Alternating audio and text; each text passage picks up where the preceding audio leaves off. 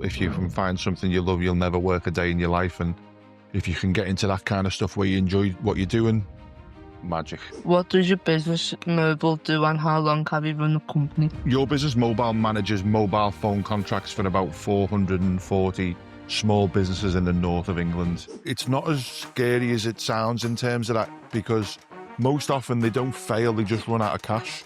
Is the problem that happens. Cash is king when it comes to business. There's a lot of suggestion that what you need to do is go and get funding and raise funding and stuff like that, but there's a couple of routes. One, what are the plans for your business mobile in the future? we built and sold telecoms business for a number of years, and the plan with Your Business Mobile was to build and sell that business, but What's the best piece of advice that you can give to a student? keeping it lean is the best advice I would give when you're starting, because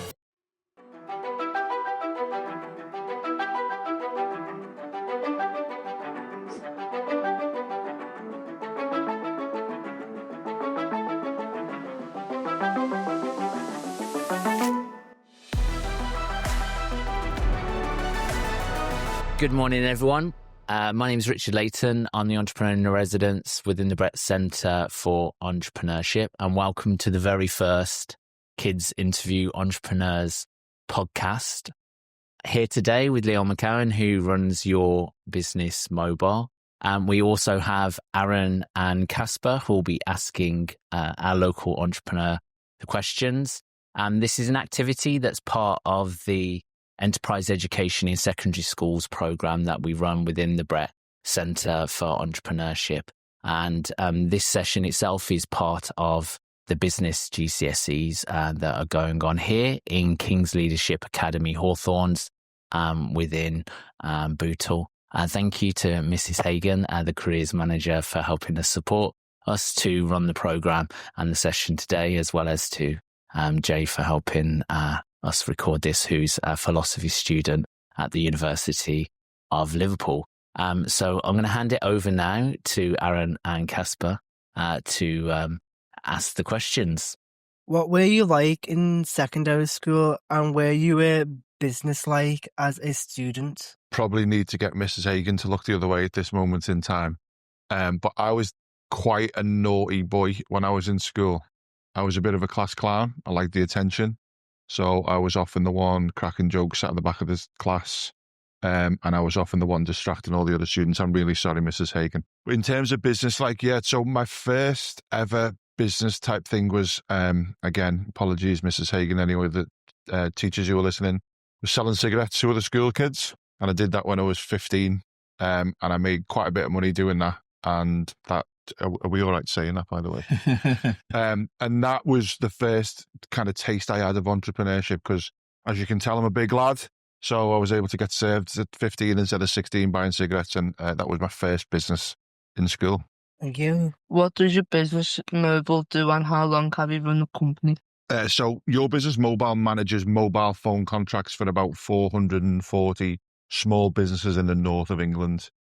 So effectively what we do is, like, you will have heard of maybe Carphone Warehouse, or you've seen a EE or Vodafone or O2 store.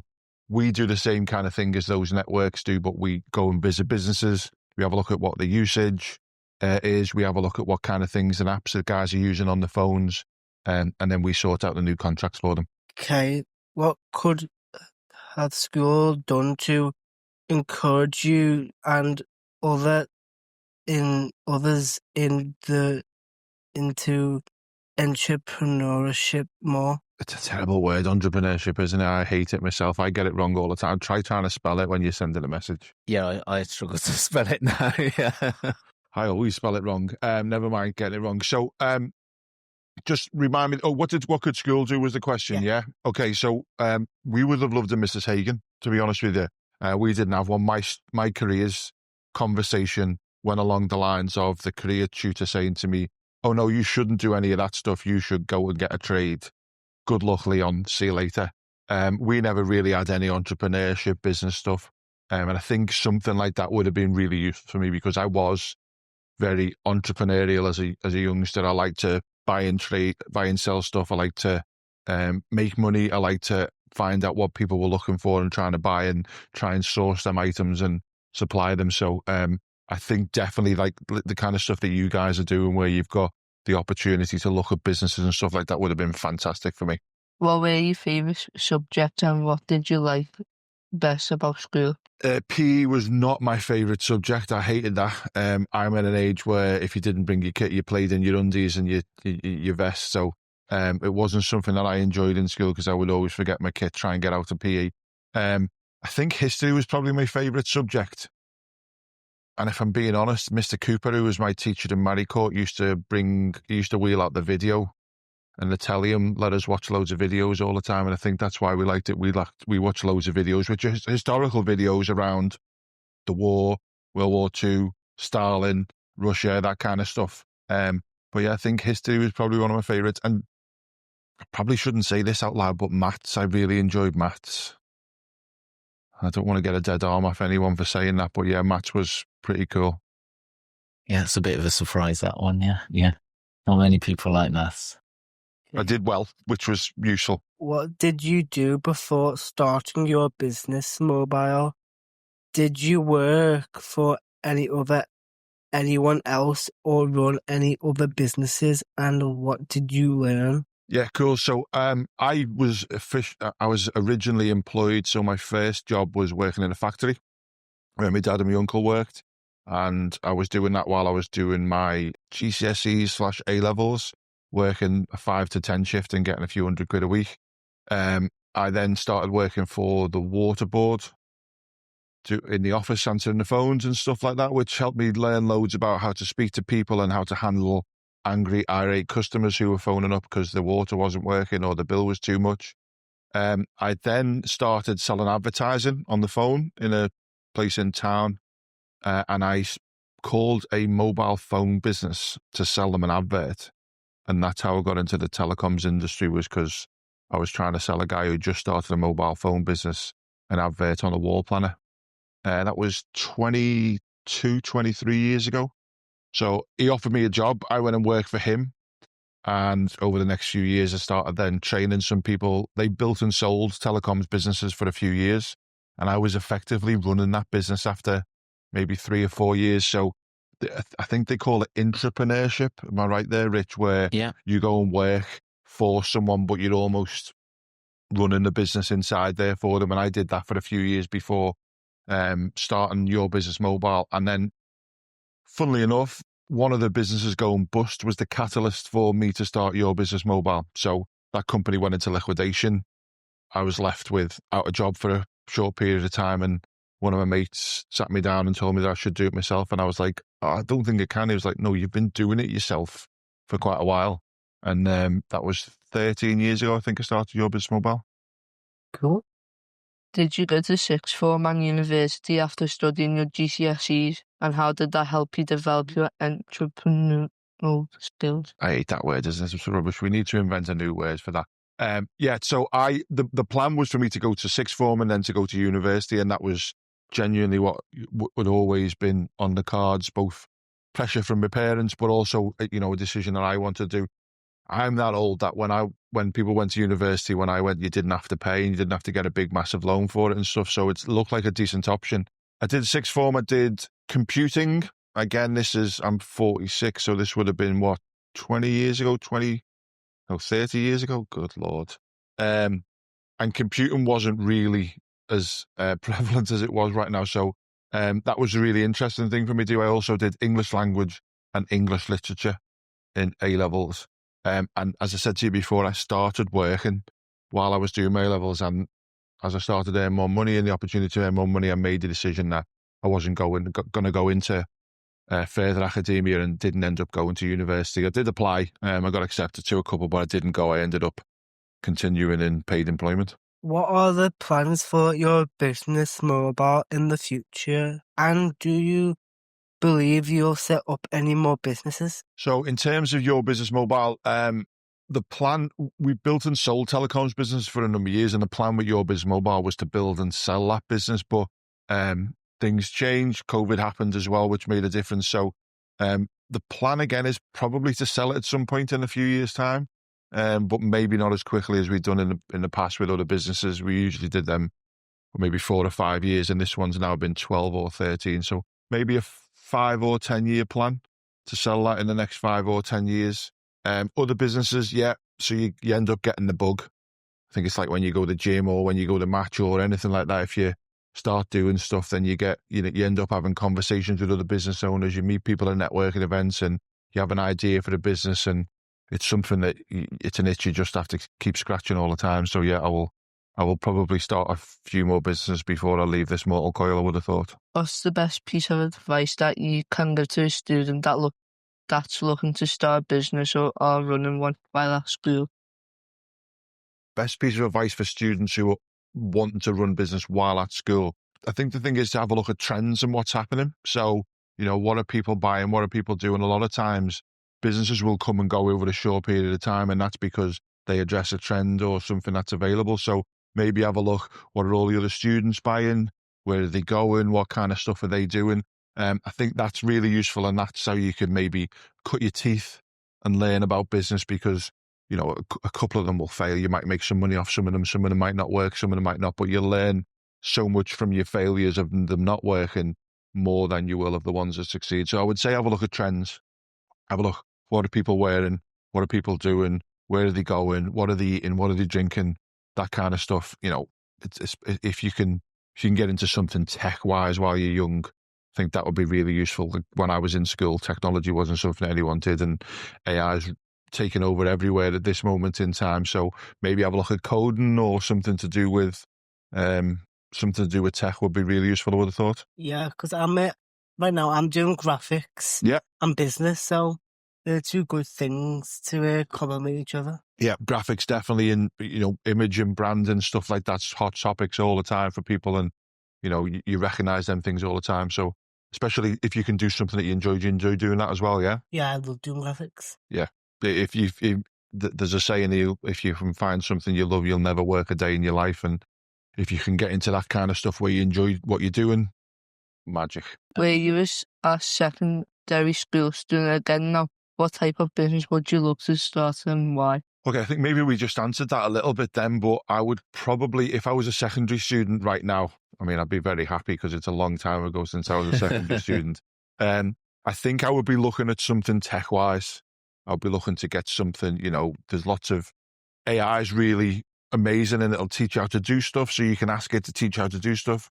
You can get it to code, and you can get it to rewrite the code, and you can get it to ask lots of questions. So I would probably be doing something around that, because especially older people like me who are absolutely terrified of AI taking over your jobs and wondering if it's going to do a young upstart like you guys or someone else in secondary school who understands how to do it. There's massive future. I think the crazy, you guys are training for jobs right now that don't exist is the crazy statistic that I always keep hearing about. So I think something on the cutting edge of technology would be the advice. Awesome. So we've answered all the questions. So we can open it up to the audience if anyone in the audience has any questions for Leon at all. Do you have any questions? Can you think of anything? Of any of you? There's a hand over there. Oh, cool. Awesome, sir. When you started your first business, how did you manage to raise the finance to actually put your business into practice? Yeah, cool. Good question, that actually. And it's a common thing that people often worry about. I often speak to young students, young entrepreneurs, young people who are in business, and there's a lot of suggestion that what you need to do is go and get funding and raise funding and stuff like that. But there's a couple of routes. One, how I started mine was actually I got a loan off my missus's mum. I had a little bit of money saved up that I had, and I had a little bit of money that I borrowed off my missus's mum. So friends and family is usually a good, really good way of funding the first one. But the thing that I always try and speak to people about and hammer home with people is just sell some of your stuff. Like if it's a tech or if it's a learning product or stuff like that, you can get people to pay for it before the delivery of it. You can start a wait list, you can start a beta program, you can get people, so you can actually get funding in from future customers. And I think that's something that people miss. And then obviously the final one is just actually getting some sales. If you don't necessarily have to have the final full finished product for someone to be paying you some money, you could have a semi-finished product. You could have, part of the app with loads of development for it. So there's lots of ways to fund it, but the way that I did it was friends, family, and a bit of savings that I had at the time. Another one from me, if you don't mind. One of the things that the business study students are aware of is that a lot of businesses fail within the first 12 months, and opening a business is high risk. are you willing to share with us one of your one of the areas where that didn't work for you and what you learned from that and how it's helped you develop to become a more successful entrepreneur? I agree that it's certainly a common prevalent thing, but I think it's not as scary as it sounds in terms of that, because most often they don't fail, they just run out of cash. Is the problem that happens. Cash is king when it comes to business, and you're not having the money to deliver the stuff, not having the money to cover overheads and stuff like that. So I think in terms of what we did, we kept it really, really lean. Like, I worked out of the shed in my missus's mum's back garden at the start. And a lot of time when businesses start, they will get a really nice office, a flash office. They'll have the pinball machine, they'll have the table tennis, they'll have loads of really nice computers and desks. And I think keeping it lean is the best advice I would give when you're starting, because you don't want to overexpose yourself. One of the businesses that I was involved in previously failed. And the reason that failed was because the overheads for that business were £38,000 a month. So before we got up on the first day of the month, we had to go and find £38,000 in order to pay for the officers, the staff, the cars, and all that kind of stuff. And that's daunting. Now, we probably do the same or similar numbers as that business used to do, with about a third of the people, with much less flashier offices, with much less sexy cars. So I think the advice or the stuff that I've learned is about keeping it lean. Awesome. That's really brilliant. I mean, another area that obviously people can look to get funding to start up with. I mean, you do have startup programs that are run within Liverpool, for example, and some of those have associated funding. And within the enterprise education for secondary school programs, just to let you know, we obviously have the enterprise competition that students can apply for. And we give a share of £1,000 out. Actually, the next one we're running, fortunately, thanks to Simon Squibb, we're giving out £2,000. Wow. He's kindly gifted us £1,000 as well to give out to pupils. So if any of you here were looking to start your own businesses and you did need a little bit of capital to start up, then please apply for the enterprise competition within the school. I was at an event, a young entrepreneurs event the other day. They let me in, even though I'm an old entrepreneur. And there was a guy there from the King's Trust, I think it's called now, as opposed to the Prince's Trust, who will do a grant, and then they've got access to really low rate loans and stuff like that. And there was 4 or 5 people who were in that room who weren't aware that and were able to benefit from that. So the King's Trust is really good as well. I've got a friend of mine, I helped him on Saturday with his business. He was completely started up by used to be called the Prince's Trust. He's now an ambassador for the King's Trust, and his business is thriving. He's got 15, 20 staff, and that all started from a small grant and a little loan from the King's Trust. So I'd definitely look into them as well. Yeah, I started off with a £500 grant from my university, the Leeds Community Initiative, Lucy. It was called, and actually my second grant, I got another £500. That was from the Prince's Trust, now the King's Trust, and that was a community cash award. I think especially if you're doing, my background social entrepreneurship, so especially if you're doing social initiatives, there's a lot more grants available for that. It's a little bit harder for commercial businesses, but obviously the advice that Leon gave was sort of really, really great. Getting and the way that I initially started out was money from sort of friends and families and a little bit of grant funding, kind of sort of here or there. I'll just check to see if we've got any more questions at all. Yeah. Oh, yeah. This is kind of a question, and because I'm pretty sure it's because the first step's always the hardest step for businesses. Because I try to get a little bit of revenue on that with just doing odd jobs, but I can never get enough, or I'm always trying to find new things, and it's super difficult. Yeah, I hate the word entrepreneur, but the entrepreneur's curse is exactly that. So what you'll often do when you start on your own and you're small is you'll go and get some work, and then the work will come in and you'll be delivering it. And while you're delivering it, you're not getting the work. So then you end up with them peaks and troughs of doing stuff. Airbnb, there's a really fascinating story around Airbnb. When they first started, how they made their money to fund their cash was they made Cocoa Pops boxes with President Obama on them.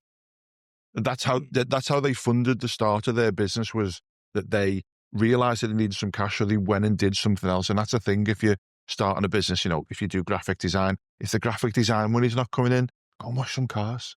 Go and hoover up for your mum and dad or something like that. Go and do something that brings some cash in that you can do with the business. It doesn't necessarily have to be the key focus. When you get into business, you don't have to just do that thing.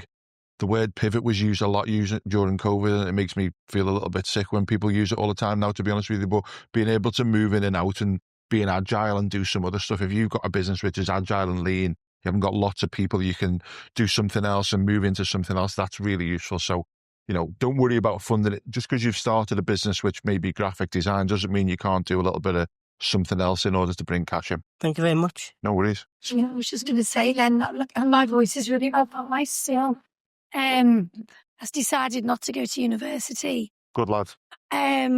Because he doesn't want a student loan, but he does want to start his own business. So he's working in a cafe in down by Brunswick Dock. Yeah. So he's working in Yonder Cafe. He has actually lent me the money for my car because he's been doing it for 3 years, and he wants me to pay him the interest back on the car. Good lad.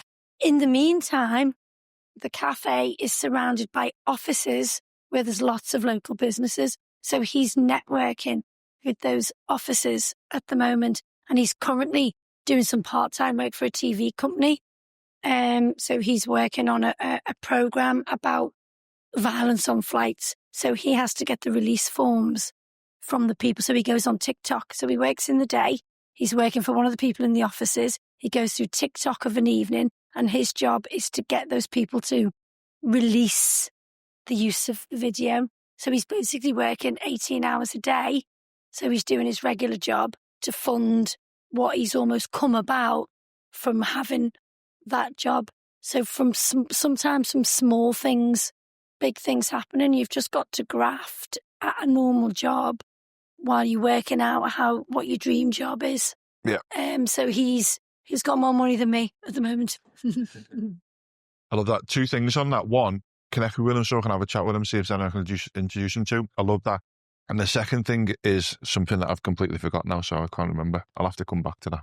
No, I mean, when you first start in entrepreneurship, it can very much sort of be like that. So I guess my first real big entrepreneurial initiative that I ran was although I ran lots of projects whilst I was at university to get experience, I graduated and I started getting hold of unused retail stores to create pop-up shops to sell local young designers. And I think in order to make that work, because you were talking about cash flow and worry there, I was working 7 nights a week in an off license. So literally working from 6 till 11, 7 nights, 35 hours. So you got your full-time income. And then that means that you've got your Monday to Friday free, where I'd be running pop-up shops selling like hundreds of local young designers. You do, just have to work sort of really hard to do that. And there are kind of sacrifices, but when sort of what Leon said earlier initially, if you find something that you genuinely really love, it didn't feel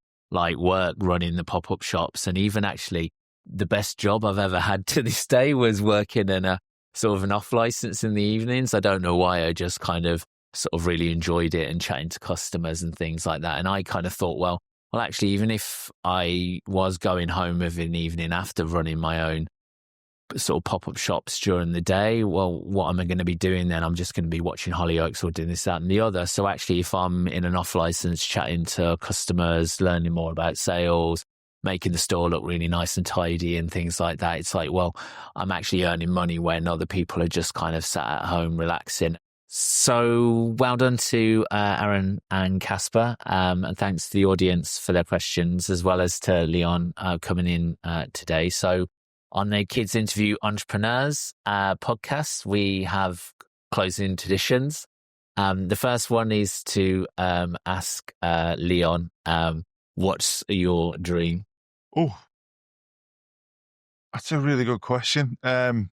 I think it's changed loads. Like when I was a kid, my dream was to play for Liverpool up front, obviously. I wanted to be Ian Rush. That's how old I am again. I think my dream right now is probably, I love helping people. So I like to help. I've had loads of really good mentors and really good people who helped me in my business and adult life. So just to help as many people as I possibly can, I think. So there's a Zig Ziglar quote, which is, you can have everything you want in life if you just help as many people as you possibly can get what they want out of life. So my dream is to help as many people as I possibly can get what they want out of life. I think that's a really, really brilliant dream. I mean, Simon Squibb, who wrote What's Your Dream, says give without taking. It's something that, I very much sort of believe in. And Leon's not only a brilliant local entrepreneur within Liverpool, as well as probably the smartest and best networked, but I know that you do loads of really great work in the community around sort of homelessness, and obviously you're a really great supporter. Thank you very much of the enterprise education in secondary schools sort of program. So it's nice that that's your dream, and I can kind of say that to me seems like you very much sort of live in that, and I obviously hope that you continue to be even more successful on the business front, because that can kind of afford you resources and the time to kind of give back more to others. And I think, a lot of people can look at entrepreneurs and kind of think that, we just want to generate lots of money so we can buy lots of things. But actually, a lot of successful entrepreneurs that I know, a lot of what drives them is around, actually, if I can generate more sort of income, then I can give back more to others, whether it's friends and family or sort of the wider community, and use my entrepreneurial skills in other areas, to help and support others. The second closing tradition that we got is to use Diary of a CEO conversation card. So we'll get you to choose one of these. We have no idea what the question is going to sort of be, but we'll find out in a moment. There you go. You can read the question out if you can to Leon. What scares you the most today? What scares you the most today? My missus not being happy about something that I have forgot to do. Genuinely. That is my biggest fear. So when she leaves me in the house to my own devices, and she gives me a little list of stuff that I've got to do, missing one of those jobs off is my biggest fear. Because the look that she'll give me when she comes back, kill you. That's not business-like at all, I'm afraid, Rich. No, but it's honest. No, but to be fair, the Diary of a CEO, obviously people associate the Diary of a CEO with entrepreneurs coming on to talk about entrepreneurships, but very rarely do they actually kind of do that. So I think that's a really great way to kind of end it, because at least those types of shows are more personable than sort of business-like as well. It's sort of at least I've set the bar low to that question, and it can only get better now on the future podcast.